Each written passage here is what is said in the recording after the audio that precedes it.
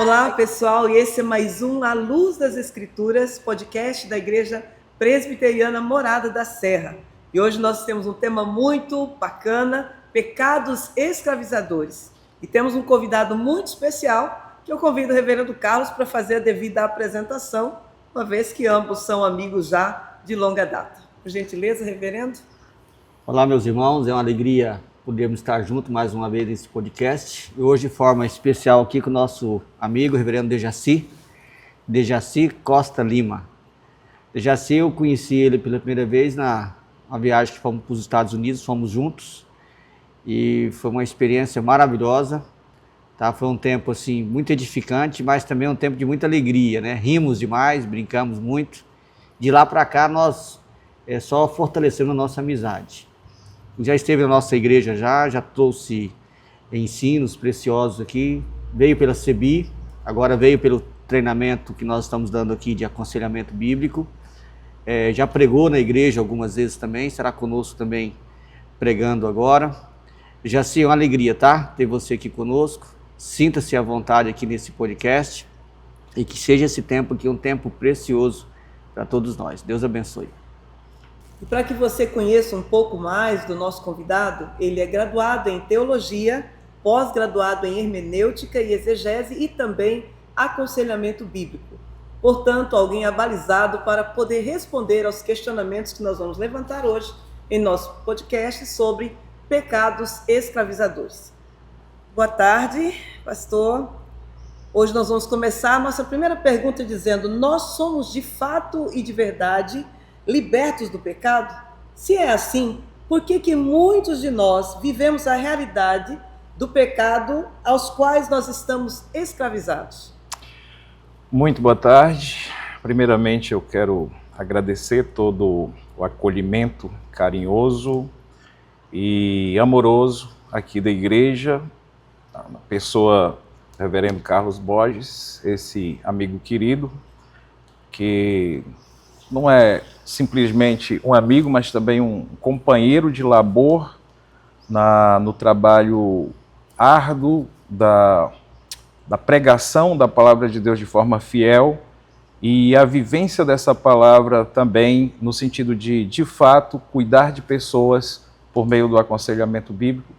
Temos batalhado aí nessa frente da recuperação da Sagrada Escritura para a vida da igreja, e a utilização da Escritura sem necessidade de qualquer acréscimo para cuidar das pessoas em seus sofrimentos e crises humanas, utilizando assim a palavra de Deus no aconselhamento bíblico formal, não só aconselhando, mas também promovendo treinamentos como esse que nós estávamos aqui nesse fim de semana, a fim de preparar outros conselheiros também para cuidado do povo de Deus. Então agradeço, reverendo, pelas palavras amigas, a recíproca é verdadeira e um prazer enorme estar com vocês aqui mais uma vez. Bem, são perguntas aparentemente difíceis, mas também fáceis de se entender, a partir do momento que nós entendemos que, de fato, a obra do Senhor Jesus foi perfeita em favor de seus filhos, totalmente aceita por Deus, e toda a justiça de Deus que caiu sobre Jesus foi imputada a nós. Ele pagou o nosso preço, então, de fato, somos novas criaturas e não somos mais escravos do pecado. A liberdade em Cristo nos alcançou e, de fato, nós não somos mais escravos do pecado.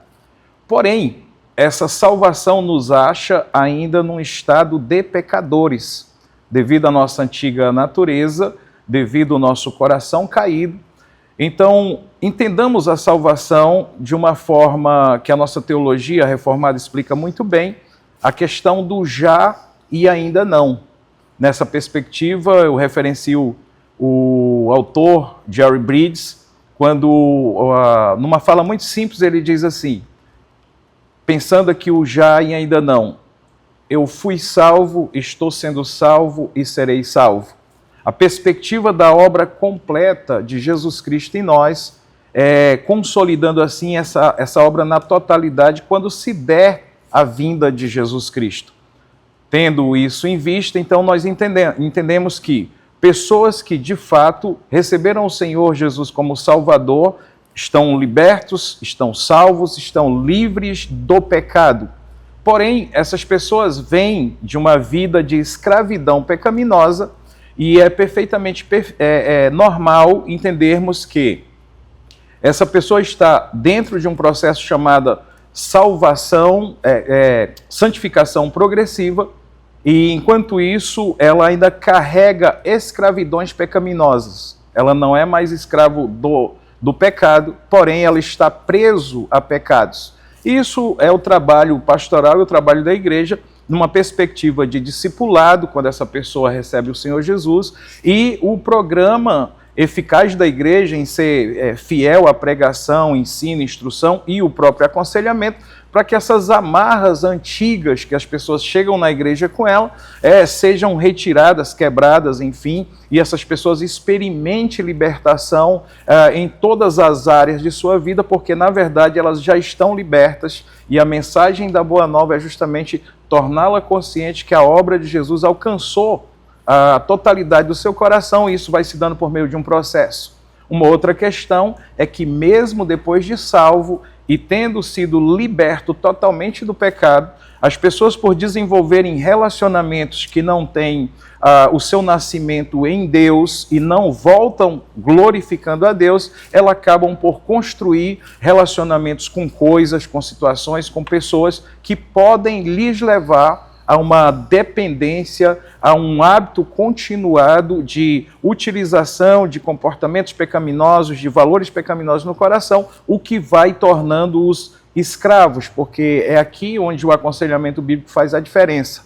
Porque com a frente dessa pessoa, com a escritura aberta, nós vamos poder perceber isso no coração de um cristão verdadeiro, e então com a palavra de Deus fazer esse trabalho de instrução, de confrontação, para que essa pessoa em confissão se arrependa desse pecado e possa então ser ajudado a se apartar definitivamente desse pecado, experimentando assim a libertação definitiva e plena, crescente, que o Senhor Jesus já realizou lá na cruz. Você poderia nos dar alguns exemplos, por exemplo, de pecados que geralmente nós chamamos de pecados escravizadores, que crentes ainda estão lutando, né? Quem não é cristão, ele está escravo mesmo do pecado de uma forma diferente. Mas alguém que já foi salvo por Cristo, mas que mesmo estando dentro da igreja luta com alguns pecados. Nos dê assim alguns exemplos, até porque pessoas que estão nos assistindo, talvez elas podem se encaixar dentro de algum desses exemplos que você vai passar para nós. Ok, até pensando aqui o que a gente acaba encontrando no aconselhamento bíblico formal, nós temos aí várias questões, como por exemplo um dado assustador, uma coisa assustadora na igreja hoje que mostra bem essa questão, como por exemplo o vício em pornografia. Aí esses são terríveis porque são coisas imorais, destrutivas, escandalizadoras, que adoece todo mundo, mas isso é fato. Existem cristãos salvos e que nem trouxeram isso de quando ainda eram do mundo, mas que às vezes descobriram isso de alguma maneira por meio dos eletrônicos, e esse hábito pecaminoso foi se repetindo até construir amarras sobre eles. E esse, quem sabe, seja o grande campeão da escravidão que lamentavelmente jaz na vida das pessoas da igreja. Eu digo das pessoas porque lamentavelmente há uma estatística crescente de mulheres também viciadas em pornografia, não são só mais homens, né? É uma coisa horrorosa isso. Agora, existem outros que são, utilizando aqui até as palavras do próprio reverendo Carlos, são pecados que a igreja não só tolera, mas parece que legaliza. Glutonaria, consumismo, o próprio vício em eletrônicos, redes sociais e coisa do tipo. Então, esses são exemplos desses pecados que mais tem gritado nos nossos gabinetes de aconselhamento e na nossa vida pastoral, trabalhando com a igreja em geral. Ótimo. Você tocou num ponto aí, às vezes até sensível dentro da igreja, né? Quando se fala em pecados escravizadores como pornografia, por exemplo, as pessoas até abaixam a cabeça, se entristecem, reconhecem, admitem que às vezes essas coisas acontecem e é uma vergonha e etc. Mas glutonaria, por exemplo, é um pecado escravizador. A Bíblia condena a glutonaria, mas dentro da igreja parece que é um tabu falar sobre isso, né? E eu quero deixar claro aqui para quem está nos assistindo que, do ponto de vista bíblico, glutão não é só quem está acima do peso, né? Eu lembro que eu tinha uma ovelha lá em São Paulo, rapaz, ele era bem magro, eu brincava com ele, para onde que vai tudo isso, né? Mas ele tinha uma dificuldade de impor limites. Mas esse é um tipo de pecado que às vezes dentro da igreja parece que se você falar que é pecado, alguém pode até se escandalizar, né? O pessoal fala, mas crente não bebe, agora nem comer pode, né? Apesar de que existem também crentes que também podem estar envolvidos com vício de bebida. Não estou entrando no mérito aqui de poder ou não beber, mas que também podem estar envolvidos com vício de bebida. E assim, no seu ministério, na sua prática, eu acredito que pessoas buscando aconselhamento para lutar contra a pornografia, eu acho que deve acontecer bastante.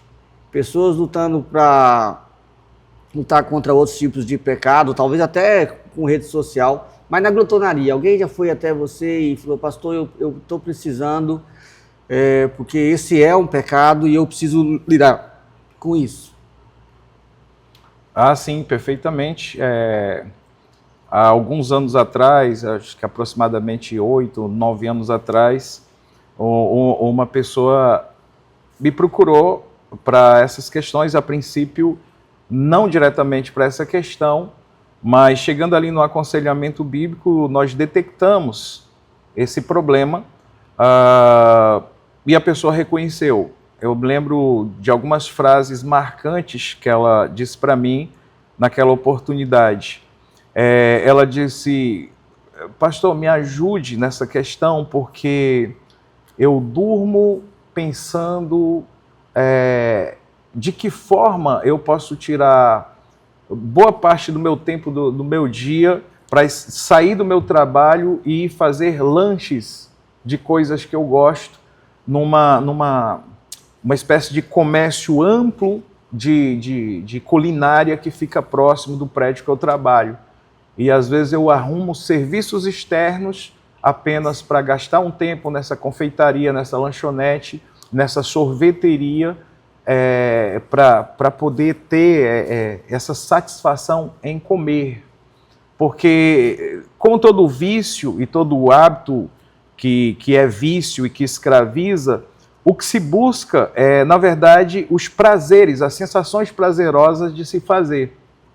Então foi interessante lidar com essa pessoa durante tempo, porque a princípio parecia uma questão de sobrepeso, de lutar contra um peso, e aqui foi interessante essa colocação que você fez, porque você tem pessoas que têm predisposição para engordar, problema no metabolismo, tireoide e tal, que não tem necessariamente a ver com glutonaria, como é o caso de uma moça, inclusive, muito querida, uma filha para mim, que foi minha secretária um tempo, e a gente almoçava juntos, e ela dizia, veja se tem condição de eu ter o peso que eu tenho com o tanto que eu como. E não era só a quantidade, mas a comida de forma bem seleta mesmo, bem saudável. E, inclusive, ela já até havia feito cirurgia bariátrica e tal, e continuava engordando. É uma doença rara que essa menina tem, nós temos orado por ela. Mas, no caso desse caso específico, havia essa confissão. Eu abro mão de coisas sérias que eu preciso fazer, eu arrumo uma maneira de deixar até o meu trabalho, no horário do meu trabalho, simplesmente para ir comer, para experimentar o prazer de comer. Isso aqui é onde está a escravidão na glutonaria. E foi interessante porque a família também estava pressionando para uma cirurgia bariátrica. Na época, as pessoas eram até mais sinceras sobre o problema da cirurgia bariátrica, que haviam riscos muito sérios. E eu disse, vamos fazer o caminho de volta, porque não é só mudar a alimentação, fazer exercício físico, mas nós precisamos descobrir por que você ama mais a sensação prazerosa de comer do que você ama a Deus. Então isso foi chocante. E o contexto bíblico que nós trabalhamos foi justamente Deuteronômio, capítulo 8, se não me engano, quando o Senhor disse, eu humilhei vocês na peregrinação de vocês no deserto, fiz vocês sentir fome, depois eu dei o maná do céu para que vocês saibam que não só de pão viverá o homem, mas de toda a palavra que sai da boca de Deus. Então, para essa pessoa entender que naquele momento o Deus que a completava era a sensação prazerosa advinda do comer, ela disse, realmente meu Deus tem sido o meu estômago, o meu paladar, e realmente eu tenho amado mais a comida do que amado a Deus. Então esse é o ponto. Quando as pessoas entendem isso, agora elas entendem a gravidade do pecado, que não é questão de obesidade, de saúde, de peso, pura e simplesmente estética, é uma questão clara. Eu estou cometendo um pecado escravizador, então o objeto desse pecado que me escraviza, quem me dá prazer, quem me completa, tem sido o meu Deus e não Jesus. Então, dessa forma, acaba sendo que o meu estômago, o meu paladar, a descarga de dopamina que eu recebo ao ingerir esses alimentos, ou posteriormente, enfim, tem sido o meu Deus. Então, nós estamos diante de uma questão que eu estou traindo o Senhor com esse objeto, ou com as sensações que vêm por meio desse objeto. Então, foi um caminho difícil, levou algum tempo, mas essa pessoa, graças a Deus, foi liberta desse pecado. Um trabalho árduo que exigiu dela realmente uma firmeza e a partir de hoje olhar para esse pecado dizendo isso aqui é pecado, não é uma questão de estética, não é uma questão de peso, não é uma questão de saúde, pura e simplesmente. Isso aqui desagrada a Deus. Então ela aprendeu a se relacionar bem com a comida. E a perda de peso, é claro, vai levar um tempo, um processo difícil, porém, o alimento não é mais o Deus, não é mais o algoz que escraviza essa pessoa. Pastor, Amém. pegando esse gancho aí de tudo, normalmente costuma-se brincar e dizer assim, então eu não vou dizer nada a respeito desse assunto, mas haverá sinais.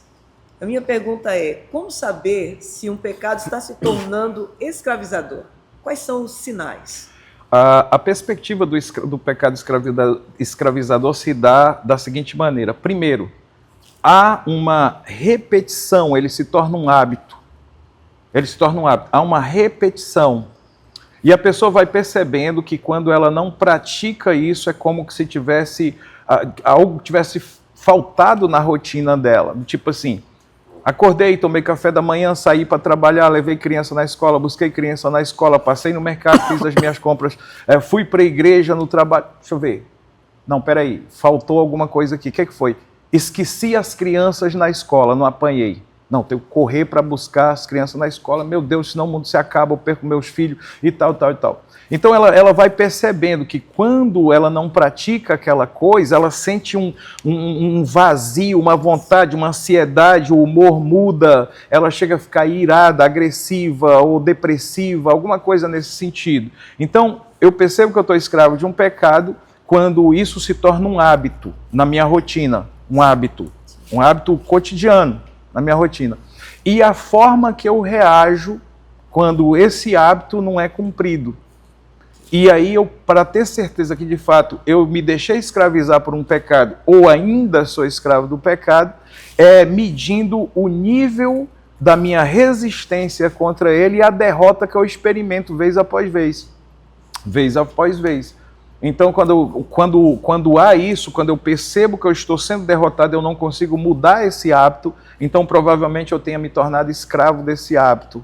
E aqui, como disse o reverendo Carlos, tem várias coisas. Por exemplo, eu conheço pessoas escravas da mentira. A alegria delas está em mentir. E às vezes eu fico pensando, ok, mentira é pecado. Mentira é pecado. Agora, o cara mentiu para não perder o emprego. Ele tem filho pequeno. É pecado. Mas ele tinha uma motivação forte para mentir. Se eu falar para o meu patrão que eu desliguei o despertador para dormir mais um pouco, ele vai me demitir. Então eu digo que o pneu do carro furou, que o ônibus atrasou, alguma coisa assim. Cara, é mentira, é pecado isso aqui. Mas olha só, o cara está com medo de perder o emprego. Por que significa perder o emprego? Eu não terei mais como sustentar os meus filhos, a minha casa. Aí, ok, de repente o cara é pego numa blitz, não pagou os impostos do carro, ou não é habilitado, e ele diz, olha, não, eu paguei, é que eu estou sem o comprovante, e aí você pensa, é o carro de levar os filhos para a escola, é o carro de ir para a igreja, é o carro de trabalhar, e você diz, mentira, pecado, mas olha só, o cara tem uma motivação forte ali para usar desse subterfúgio, não está justificado, pecado, mentira. Agora, quando você vê pessoas, por exemplo, interrompendo uma conversa de outro, para se colocar no meio daquela conversa e contar um caso que nunca aconteceu, e às vezes coisas simplesmente banais, ridículas, aí você percebe o hábito dessa pessoa, aí você começa a conviver com ela, você vê que é hábito dela estar o tempo todo mentindo, ela tem prazer em mentir. Ela tem prazer em mentir. Então, aí você fala com ela, olha, isso é pecado, olha aqui, o diabo é o pai da mentira, o que você está falando, venha para a verdade, e ela tenta. Mas ela não consegue. E ela tenta, mas não consegue. Então, se tornou um hábito mentir, e essa pessoa agora é escrava desse hábito, ela não consegue mais parar de mentir. E aqui você pode aplicar em qualquer um desses comportamentos. E aí tem uma questão, né? É uma questão. A negociação, que é a grande mentira do coração. Não, mas você está lutando, você está vencendo. Quando se negocia, olha, eu passava 8 horas diárias no celular zapeando, mas agora eu estou passando só 2. Eu estou vencendo, eu estou melhorando. Quando isso acontece, quando você não consegue romper um relacionamento pecaminoso e doentio de um hábito vicioso, então significa que esse hábito te escravizou. Ok. Só perguntando, o hábito escravizador, ele tem um alvo específico? Nós encontramos isso mais em jovens, mais em crianças, mais em adultos, e isso independe? Essa possibilidade, essa capacidade está lamentavelmente no coração de todos os descendentes de Adão e Eva, independentemente de faixa etária de idade. Pelo fato dos nossos corações serem caídos e inclinados naturalmente para o pecado, são inclinados naturalmente para o pecado, então qualquer indivíduo de qualquer idade, de qualquer natureza, tempo de igreja, cargo de igreja, está suscetível a se escravizar em algum hábito pecaminoso a qualquer hora do dia e da noite, a qualquer momento da sua vida, se não tiver de fato um zelo bíblico, examinando sempre o seu coração diante de Deus e numa crescente vida de fidelidade e santidade diante do Senhor, onde envolve todas essas bênçãos e meios de graça que Deus nos deixou, como, por exemplo, uma vida congregacional pulsante, de estudo constante da palavra de Deus, de dedicação constante à vida de adoração a Deus, enfim. Nós podemos dizer que pecado escravizador são maus hábitos, mesmo aqueles que são tidos como lícitos, né? Porque às vezes a gente pensa assim, quando se fala pecado é só algo ilícito, mas se torna pecado mesmo coisas lícitas, como alguém que é viciado, por exemplo, em redes sociais, ou nós falamos da comida, não é ilícito comer, mas aquilo se torna, de certa forma, um Deus. Então pecado também seria aquilo que te dá prazer, e você o busca ou vai atrás a ponto de, se necessário for, ignorar a Deus e ignorar as pessoas ao seu redor, certo? Ok. Então, o pecado escravizador, ele traz muitos prejuízos no nosso relacionamento com Deus, talvez nós pecamos, isso vai ter, mas também no nosso relacionamento com pessoas. Então, na sua prática de aconselhamento, o quanto você tem visto esses pecados destruírem casamentos, futuros, pessoas que perderam às vezes trabalho, deixaram de concluir um curso na faculdade, ou talvez poderiam estar fazendo um mestrado, um doutorado, alguma coisa, mas estão amarrados nesses pecados e não conseguem ir para frente. Queria que você comentasse um pouco sobre isso. Ok, com toda certeza, quando você tem um Deus funcional, que a Bíblia chama de ídolo, que consiste simplesmente em o Deus Todo-Poderoso que te salvou em Jesus Cristo, não está te completando.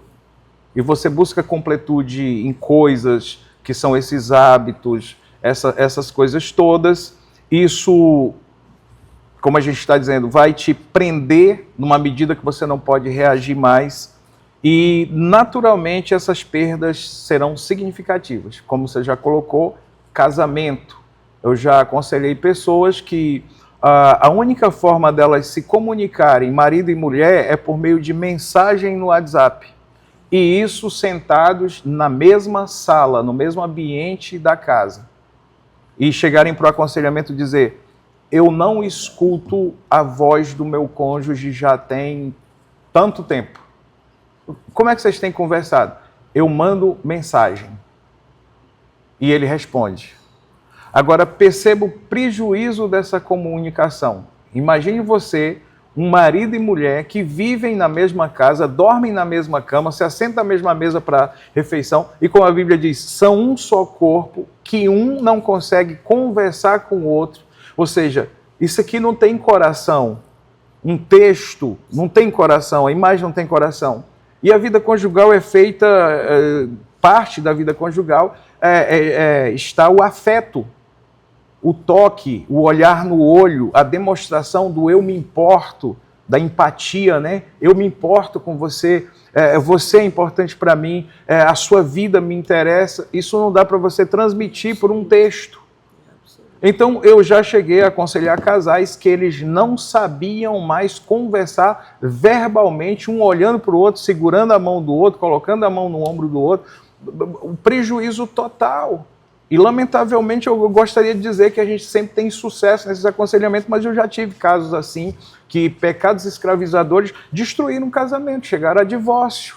E aí filhos são penalizados, porque não estão mais num ambiente familiar, e a igreja sofre com isso, o escândalo, o mau exemplo. Esses garotos que agora tinham relacionamento harmônico com outros garotos, agora se tornam os bad boys da igreja por revolta com pai e mãe que se separaram, acaba influenciando o outro.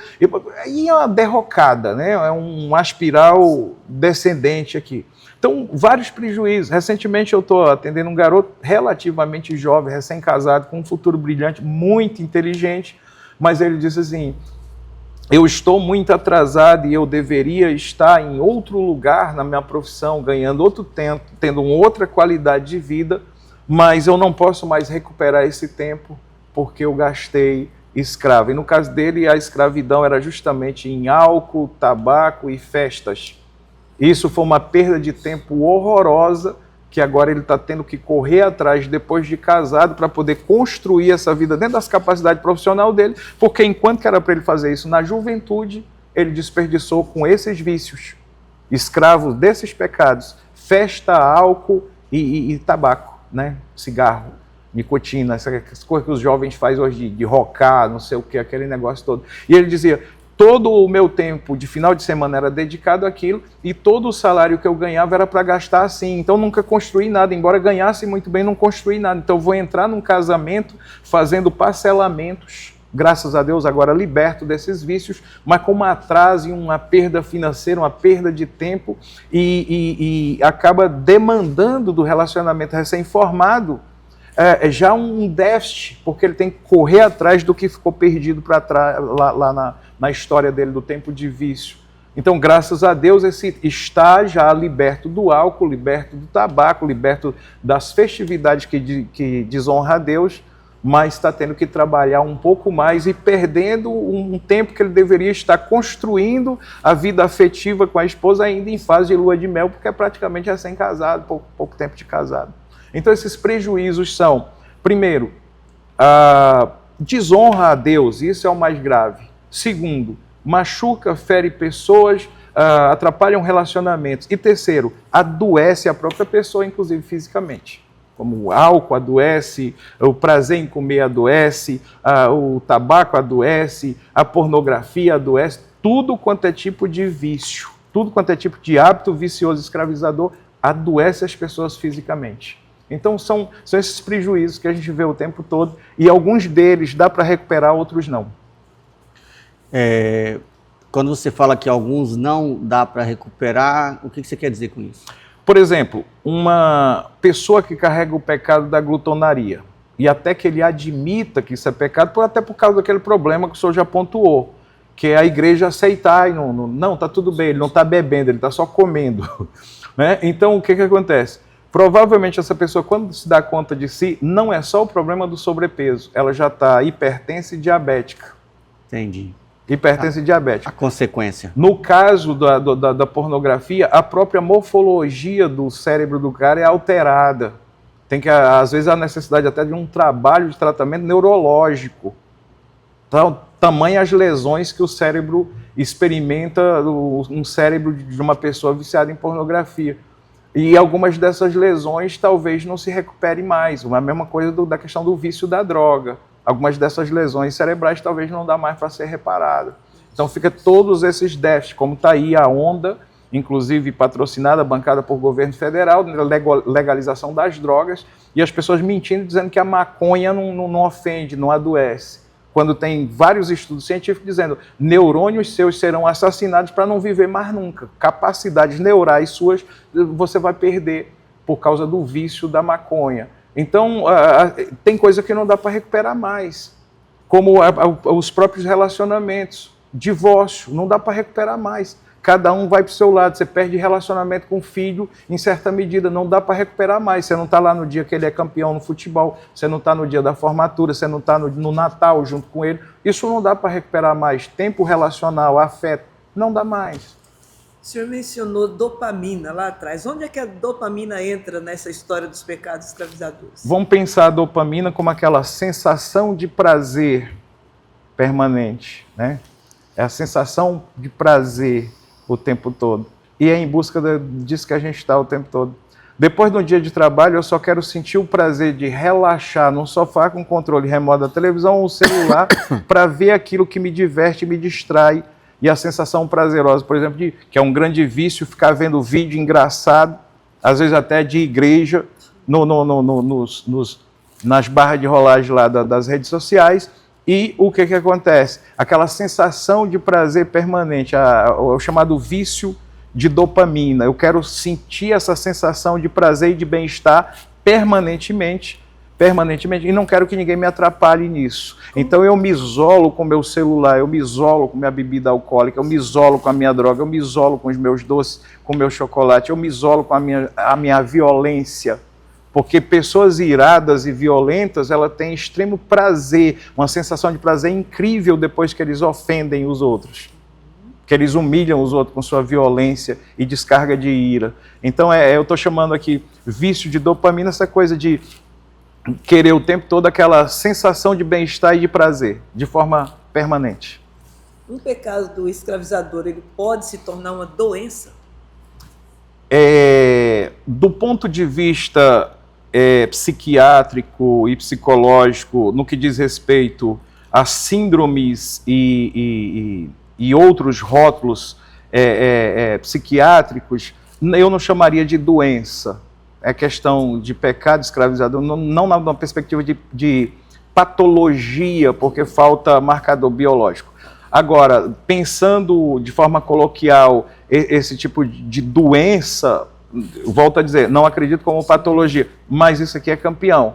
Agora, fisicamente, doente, como eu acabei de citar aqui, um glutão é 100% passivo à questão da diabetes adquirida, pelos doces, excesso de doces, de comidas que não são de fato alimentos, que dão muito prazer, ela pode fisicamente ficar doente, como por exemplo com diabetes. Dependendo da predisposição da pessoa e outras coisas, você pode aí desenvolver doenças, inclusive como câncer. Veja bem, um fumante ávido, ele está exposto a câncer no esôfago, câncer na garganta, câncer no pulmão. Um beberrão, um alcoólatra, um beberrão, ele está está exposto a câncer no estômago, no fígado.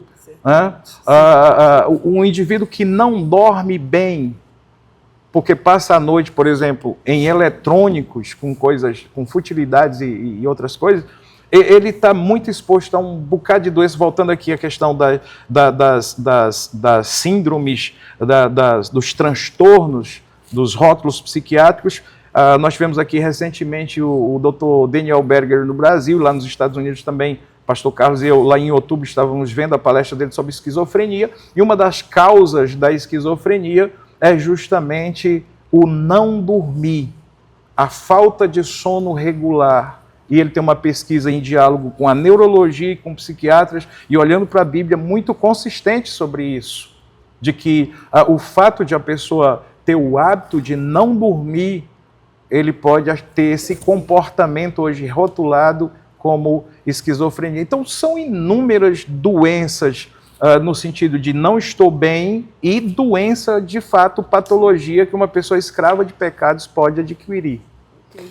A doutora Anna Lembke, ela tem um livro chamado Nação Dopamina. Esse livro virou best-seller aqui no Brasil, né? Inclusive, se eu não me engano, a PUC lançou uma pós-graduação justamente em cima desse livro dela. Eu acho que a doutora faz parte da equipe lá. Bem, o ponto desse livro é mostrar que essa busca pelo prazer tem trazido infelicidade. Os secularistas, vamos usar esse termo, eles não vão usar o termo pecado. E é interessante, a Bíblia chama isso de pecado. Agora é interessante que a Escritura, ela te dá uma orientação que te traz bem-estar em todos os aspectos. Existe uma consciência na sociedade, inclusive entre médicos, pesquisadores, que a busca pelo prazer traz sofrimento. Mas muito tempo atrás a Bíblia já alerta sobre isso, porque o prazer verdadeiro, ele é encontrado em Deus. O nosso coração, como diz Calvino já há muitos anos atrás, é uma fábrica de ídolos. Estamos sempre buscando outras coisas para satisfazer o nosso coração. Mas, hoje em dia, por exemplo, nós temos visto muito isso com criança. Porque, às vezes, quando nós pensamos nesses pecados escravizadores, nós estamos pensando, às vezes, adolescentes, jovens, adultos. Geralmente, nós excluímos criança e idosos, né? Mas, na verdade, ninguém é excluído. E as crianças hoje em dia, elas talvez muito novas estão sendo expostas, na verdade, à tecnologia, né? E às vezes ficam horas e horas jogando, assistindo desenho. Então, é uma forma do pai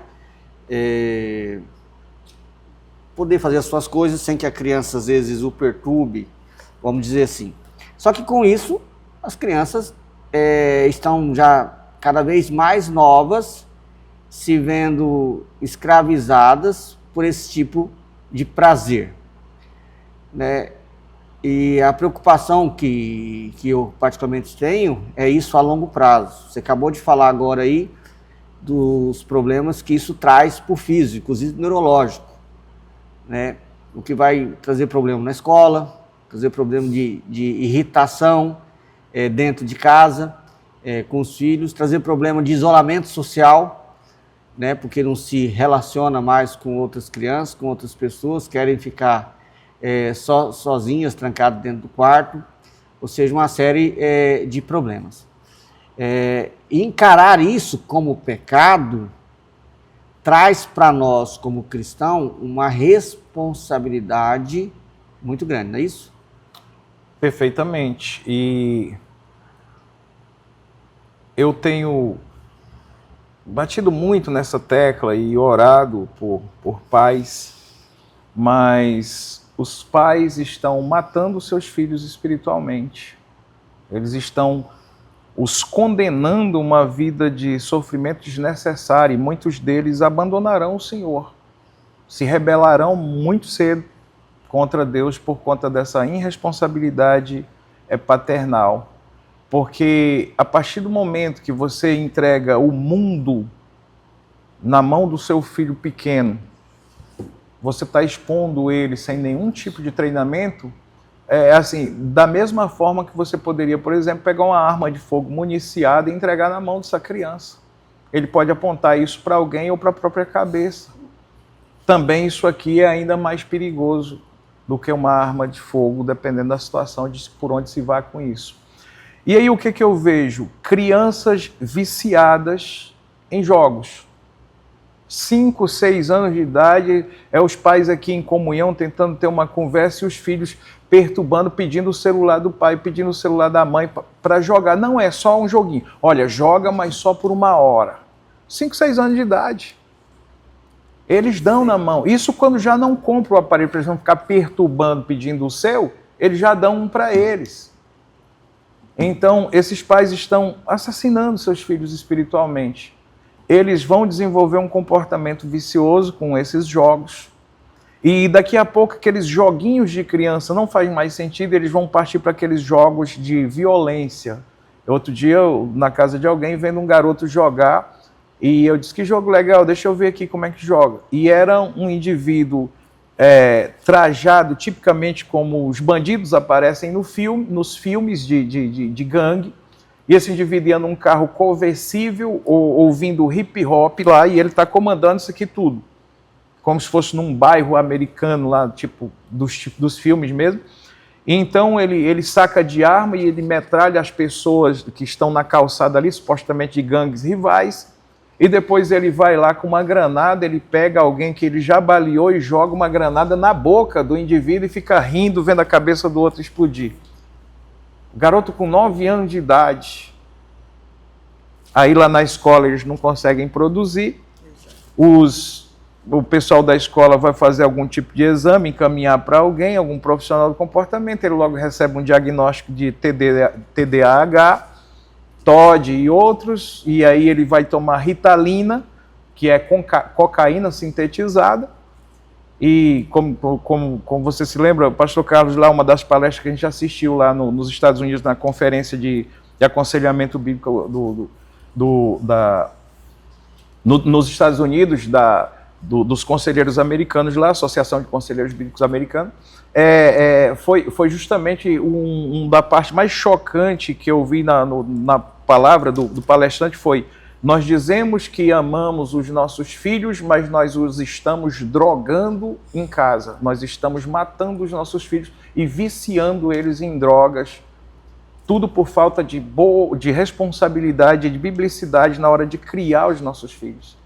Então, essas crianças, como o senhor disse, vai se isolando, ficando cada vez mais violentas, e às vezes você vê essa violência se materializando na brincadeira deles no final de escola dominical, no estacionamento da igreja, e às vezes dentro do próprio templo ao final do culto. Você já vê essa violência que eles adquirem lá nos joguinhos lá de videogame, que é um negócio perigoso isso, e os pais serão responsabilizados. É claro que o fator determinante para que essas crianças se tornem escravos desses pecados é a escolha deles em ter prazer naquilo ali, experimentar daquele prazer e não conseguir deixar mais.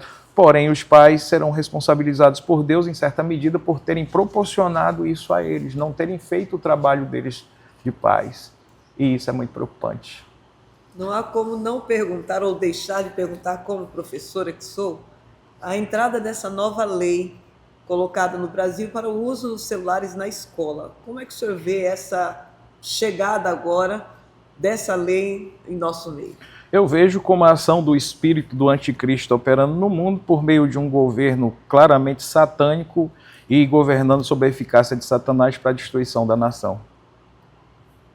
Extremamente prejudicial, isso vai acabar com as nossas crianças. Eu espero que os pais cristãos saibam coordenar isso e mestres, professores tenham a capacidade de amar mais a Deus do que o seu emprego, do que o Estado, do que o MEC, do que Secretaria de Educação, para proteger essas crianças em nome de Jesus. É muito interessante. A nossa escola já tem aproximadamente 5 anos que ela já não faz mais o uso, não é permitido que as crianças usem o celular, eles levam, é guardado em uma caixinha e ao final da aula eles são recolhidos, certo? Eles são recolhidos e entregues ao final da aula. Mas agora, nesse momento, até realmente é meio incompreensível, porque depois de tanto tempo, é que a Justiça se ateve à ideia de trazer isso como lei hoje. Não tenho muito conhecimento, mas a gente sabe que está tendo uma polêmica muito grande e não é por causa dos pais. Os pais reclamando por causa dos filhos que não querem que isso seja cortado. Até porque o que soube é que para se fazer uso de algumas coisas como um tablet ou mesmo um aparelho celular dentro da sala de aula, essa criança vai precisar trazer um laudo. Quantos laudos vão surgir para que essas crianças usem o celular dentro da sala de aula? Ou seja, acredito que vai ser um problema muito maior agora que nós vamos ter, porque vai ter muita gente correndo atrás de laudos para justificar o uso dos celulares na sala de aula, porque a lei diz que não pode mais, né? Mas foi dito que, salvo nesses casos, eles vão poder fazer o uso do celular, mas tem que se trazer um laudo que justifique isso.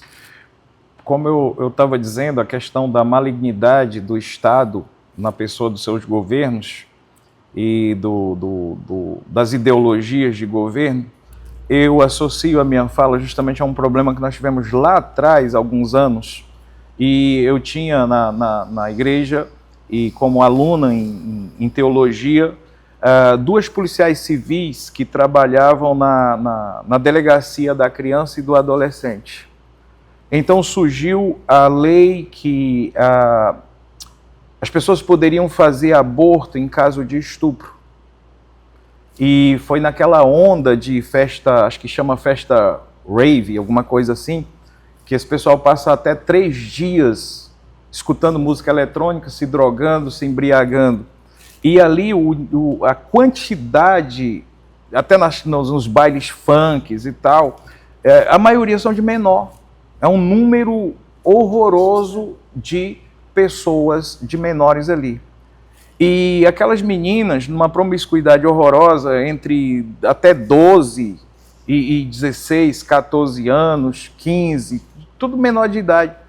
Nas segundas-feiras, essas duas alunas, irmãs em Cristo, policiais civis, trabalhando numa delegacia perto lá da localidade onde a gente trabalha, onde tem igreja, onde tem a faculdade teológica, onde eu dava aula e tal, elas vinham desabafar comigo, chorar comigo e com os pastores em geral, porque na segunda-feira, às vezes chegava a fazer fila de meninas de menores querendo laudo, fazendo registro de estupro para poder fazer aborto logo na terça-feira, por quanto teriam sido abusadas sexualmente, estupradas. E é interessante porque essas mulheres de Deus, bem habilidosas, quando elas começavam a colher o depoimento, elas descobriam só uma coisa: essas meninas estavam grávidas porque passaram o final de semana todo em festa, se drogando e fazendo sexo, baile funk, festa rave, e algumas delas até com a habilidade cristã dessas policiais chegavam a confessar que naquele final de semana tinham se relacionado com 8, 10, 12 garotos, só no final de semana.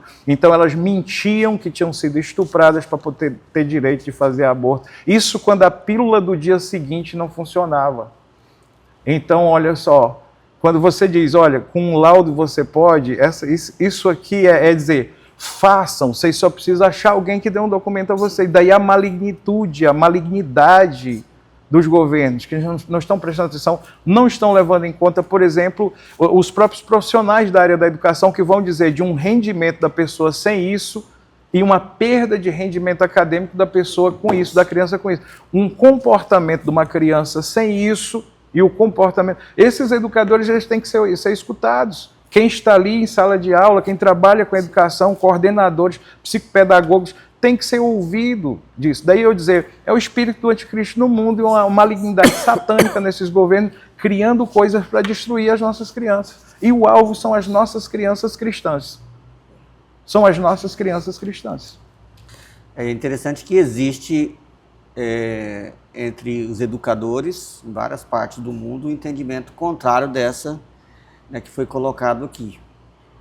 Já lugares até como o Japão, onde começou muito cedo a tecnologia na sala de aula, hoje já estão revendo isso e percebendo o prejuízo que foi e tirando totalmente isso da sala de aula. A modernidade ela é muito boa, né? Nós a aceitamos de bom grado, mas ela também é muito perigosa e traz muitos problemas, e esse nosso coração pecaminoso às vezes tem dificuldade de colocar os seus limites e isso tem causado uma série de problemas. Só pegando sim, aqui a sua fala, reverendo, olha só que negócio interessante. Tem isso, está em YouTube, está em canal fechado, tem até, acho que até em forma de documentário, os donos de Facebook, Instagram e outros dizendo, os meus filhos não podem ter celular com internet. Eles não têm. Os caras que criam o negócio estão bilionários por meio da coisa que eles criaram, está dizendo, os meus filhos, não. Pelo amor de Deus, é a mula de Balaão falando no mundo, gente. Por favor, desculpe. Não, mas tá corretíssimo. Ele sabe do problema, tá? E há muitos lugares que tem esse... Por exemplo, eu lembro que o meu filho, há um tempo atrás, falou, pai, apesar que eu não... Na hora eu percebi, você está criticando ou está validando, né? Ele diz, lá na China, um jovem não pode ficar na internet mais do que 40 minutos. Eu falei, mas eles estão certos. Eles estão preparando os jovens para o futuro. Nós, infelizmente, estamos prejudicando os nossos jovens.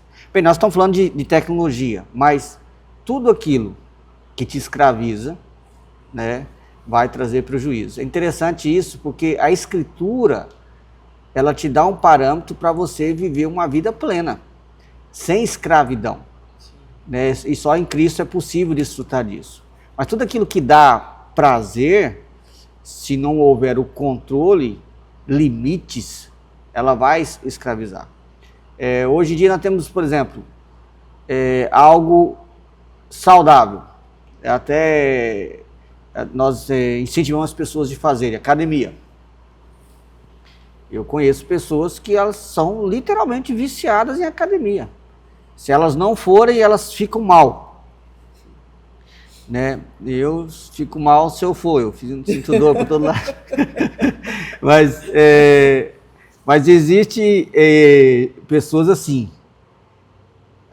Mas que mal tem nisso? O cara está cuidando da saúde, está cuidando do corpo. Bem, o problema não é cuidar da saúde do corpo, eu até admiro. Eu brinquei aqui no meu lado, mas no meu caso é negativamente. Mas é admirável, mas a partir do momento que ela se vê aprisionada a isso, ou seja, se ela não conseguiu ir na academia aquela semana, um dia, 2 dias, ela fica estressada, irritada, abatida, desanimada, então aquilo já está dominando ela. Né? E hoje virou febre isso, né? E a motivação não é mais, por exemplo, eu me cobro para ir para academia por questão de saúde. Eu não gosto mesmo de academia, não gosto, detesto. Mas me cobro aí por causa de questão de saúde. Mas tem pessoas que amam, beleza, até aí não há problema. Mas a partir do momento que isso domina o seu coração e prende, então algo saudável, positivo, se torna um problema. Só que isso parece que está em quase tudo, né? Você vê, eu lembro uma vez, eu era pastor novo, reverendo Antônio Elias. Reverendo Antônio Elias foi um pastor muito famoso dentro da IPB. Eu, graças a Deus, não consegui vê-lo velhinho, numa palestra. Eu era pastor bem jovem, recém-formado, ele já estava jubilado e passou poucos anos e ele morreu. Antônio Elias é um dos grandes homens de Deus que passou por essa terra e foi da nossa igreja. E ele falava, tem pastores que são viciados em leitura, ele usava esse termo. E eu pensava, mas como alguém pode ser viciado em leitura, né? Porque parece que isso também é algo estimulado até. Um pastor novo saiu do seminário, o que a gente mais fazia era ler. Mas o que ele dizia é o seguinte, essa pessoa ela não consegue mais conversar, ela tem que estar sempre com o livro, todo canto ela está com o livro, ela não consegue ter relacionamento social. Novamente, algo saudável, desejado, mas que dominou o coração. Então, isso fica claro que a nossa natureza pecaminosa, ela tem muita dificuldade para poder manter o equilíbrio em tudo, né? Desde uma leitura de livro, academia, comida, diversão, tudo, de alguma forma facilmente nos prende, facilmente. Isso é a grande prova, né? De que sem o nosso Redentor não há esperança, né? Eu acho que é importante dizer isso porque não é só questão de disciplina. Sem o Redentor, quem é que consegue realmente viver uma vida livre? É exatamente isso. Nós estamos dizendo, o pecado escravizador, ele é um hábito vicioso que cumpre um papel de completude na vida de uma pessoa em detrimento de Deus. Ou seja, você substitui Deus, o Senhor não te completa, não te satisfaz, e você busca isso por meio de um Deus funcional. Alguém que te traga alívio e prazer momentâneo. Então pode ser uma coisa lícita ou ilícita, porque nós estamos falando de uma questão de adoração. O pecado escravizador é uma questão de adoração, é um problema de idolatria. E aí onde é que está esse problema? Onde é que está? Não é uma coisa que eu adquiro externamente, porque olha só, eu tenho mandamentos muito gritantes. Não terás outros deuses diante de mim. Não farás para ti imagem de escultura e não te dobrarás diante delas, não as adorarás. Então está lá o Cristo Redentor na pedra da Gávea, ela, não, eu não vou me curvar, não, o que é isso? Eu não vou botar uma imagem da minha casa. Mas olha só aqui, Ezequiel capítulo 14, que interessante, a partir do versículo 1. Então vieram ter comigo alguns dos anciãos de Israel, e se assentaram diante de mim. Veio a mim a palavra do Senhor, dizendo, filho do homem, estes homens levantam os seus ídolos dentro do seu coração. Dentro do seu coração. Aqui eu vou parafraseando os textos. Portanto, fala com eles e lhe diz, assim diz o Senhor Deus, qualquer homem da casa de Israel que levantar os seus ídolos dentro do seu coração, e aqui nós temos essa expressão dentro do seu coração pelo menos 3 ou 4 vezes, só até o versículo de número 11 do capítulo 14. Então nós temos um problema de adoração. Deus nos criou, nos deu a sua imagem, e como disse João Calvino, ele nos deu a semente da religião. Ele nos deu essa busca, esse desejo de busca de um Deus que nos complete. Então, só quem pode completar isso é Jesus. Então, a partir do momento que você esquece Jesus, Jesus não te completa e você traz qualquer coisa, lícita ou ilícita, para que você experimente completude, satisfação, alegria, paz, alívio, você é um ídolo do teu coração, um problema interno e não externo. Daí até as coisas lícitas nós conseguimos torná-las negativas. Você estava falando do exemplo da academia, eu estava aqui rindo porque eu tenho prescrição médica para fazer academia, às vezes eu fujo das consultas porque a minha médica falou, mudou a alimentação? Mudei. Mudei. Está dormindo? Estou. Está fazendo academia? Não. Aí ela fica brava comigo. Então eu desenvolvo exercícios em casa, falo, não, mas eu estou fazendo atividade física, não sou sedentário, eu corro na rua, sou corredor de rua, está aqui, você não me viu, eu fiz a corrida tal. Pastor, tem que fazer musculação, se eu preciso fazer musculação, academia, aquela tortura.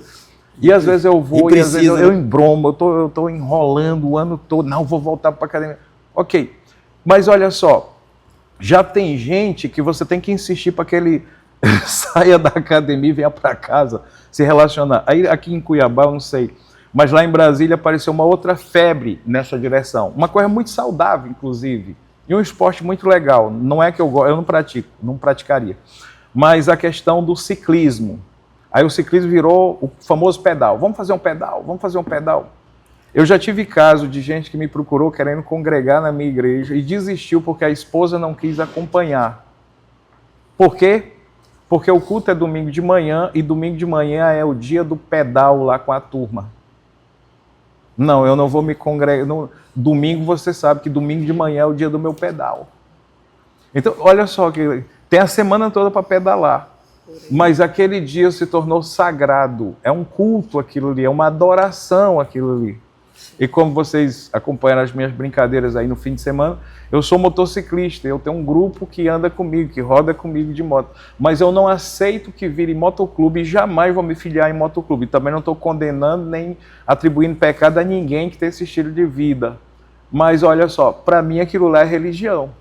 Eu tenho que comparecer a reuniões, eu tenho que pagar taxas, eu tenho que estar ali, eu tenho que dar satisfação. Não, isso aqui não pode ocupar isso do meu coração. Então, coisas lícitas e até boas para a saúde, inclusive o que eles chamam de saúde mental. Pedalar, andar de moto, negócio, academia. Mas aqui nós conseguimos tornar isso nocivo. E aqui, tomara que ela não esteja vendo, quase certo que ela vai ver depois, mas minha esposa vive me acusando de ser viciada em leitura. Eu não sei por que ela faz esse tipo de acusação comigo. Talvez um dos motivos seja porque raramente a gente sai de férias, e quando sai de férias, eu vou pegar o glorioso guarda-sol, por exemplo, na beira de uma piscina, com aquelas cadeiras, e eu vou ler um bom livro enquanto eu contemplo uma paisagem. Você está viciado em leitura. Então tem essa acusação porque ela sabe justamente dessa pegada que a gente fala tanto de uma coisa lícita, boa, pode se tornar nociva. E aqui eu já fiz todo aquele exame que eu falei para você para saber se é um vício ou não. E de fato não é, porque na verdade eu tenho que me obrigar a ler, embora eu goste. Mas é tanta coisa que eu preciso fazer e realizar que se eu não me obrigar a ler, criar uma agenda de leitura, eu não consigo atender às demandas da necessidade de leitura para o meu trabalho. Pregação, ensino, aula, debate, palestra, podcast, entrevista. Eu preciso ter material. Então eu tenho que me obrigar. Então, por mais que a minha esposa me veja o tempo todo, inclusive quando eu estou trabalhando em casa, lendo, eu já fiz esse exame, eu não estou viciado em leitura. Eu tenho que me obrigar a fazer isso. É uma coisa que eu gosto, não é trabalhoso, mas por conta justamente de agenda e de outras coisas. Mas não é descartado. Quando ela diz isso, eu preciso me examinar. Olha, você é um viciado em leitura. Eu corro para me examinar, porque eu sei que dentro do meu coração eu posso erigir esse ídolo. E aqui, coração caído, inclinado para o pecado, mas o diabo como tentador, para transformar uma bênção de Deus numa maldição por meio do hábito escravizador e da idolatria, eu posso fazer isso até com o ministério pastoral. Sem dúvida. Pastor, o nosso tempo está aí, chegando ao fim, né? Mas eu tenho uma pergunta, eu creio que o pastor também ainda vai dar mais uma aí vindo a caminho, antes de nós chegarmos aí à conclusão. Eu tenho uma que é a seguinte: nós conversamos bastante aqui sobre os hábitos escravizadores, os pecados, melhor dizendo, escravizadores, mas há uma solução para isso? Para onde que eu vou? Porque tem muita gente que acha, por exemplo, que se a gente for a um psicólogo, a gente resolve esse problema. Ou se a gente bater um papo assim, eu comigo mesmo, também vai resolver. E, infelizmente, nós temos visto que as coisas não caminham bem assim. Então, para onde eu vou? Se estamos falando de pecado, e estamos falando de pecado, o único lugar que se pode ir para, de fato, alcançar transformação, libertação e santidade é aos pés da cruz. Jesus, é esse o caminho. Né? E aí esse caminho até Jesus envolve, é claro, boa instrução da palavra de Deus, cuidados pastorais, isso envolve confissão, envolve arrependimento e todo esse trabalho maravilhoso que Deus faz na nossa vida por meio dos meios de graça que Ele mesmo nos deixou. Mas não creio que esse profissional da área do comportamento possa me ajudar quando o assunto é pecado. E não creio que eu que me escravizei ou me deixei escravizar e não consigo me libertar, eu tratando isso comigo mesmo, eu também consiga resolver. As terapias, então, o senhor diria que vão se tornar infrutíferas? Totalmente inúteis. 100%. Dejaci, eu queria só expressar aqui a minha gratidão ter você aqui conosco esses dias. Você que está nos assistindo, talvez você não saiba, né? Mas ele está conosco aqui num treinamento de aconselhamento bíblico. Nós temos um curso aqui na área de aconselhamento bíblico e o módulo que ele trouxe era justamente pecados escravizadores. E como temos feito isso com todos os professores, então nós tiramos desse tempo, desse podcast, para poder aprofundar mais algumas questões e crescer mais nesse assunto, tá? E você vai ter oportunidade de conhecer mais o pastor Dejaci se você quiser.